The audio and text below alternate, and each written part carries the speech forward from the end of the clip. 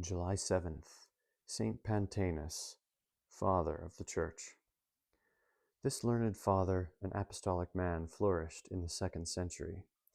He was by birth a Sicilian, by profession a Stoic philosopher.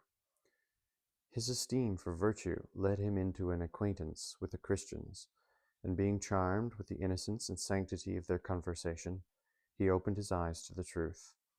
He studied the Holy Scriptures under the disciples of the apostles, and his thirst after sacred learning brought him to Alexandria in Egypt, where the disciples of St. Mark had instituted a celebrated school of the Christian doctrine.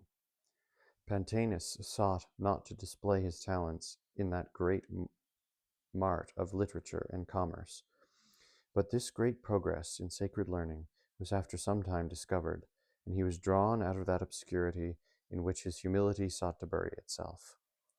Being placed at the head of the Christian school some time before the year 179, by his learning and excellent manner of teaching, he raised its reputation above all the schools of the philosophers, and the lessons which he read, and which were gathered from the flowers of the prophets and the apostles, conveyed light and knowledge into the minds of all his hearers.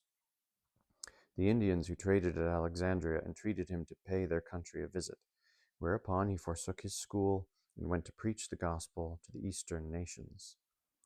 Saint Pantaenus found some seeds of the faith already sown in the Indians, and a book of the Gospel of St. Matthew in Hebrew, which St. Bartholomew had carried thither.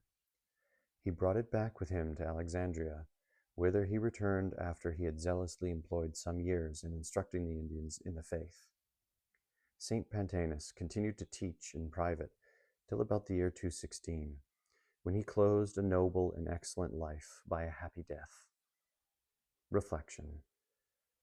Have a care that none lead you astray by a false philosophy, says St. Paul, for philosophy without religion is a vain thing.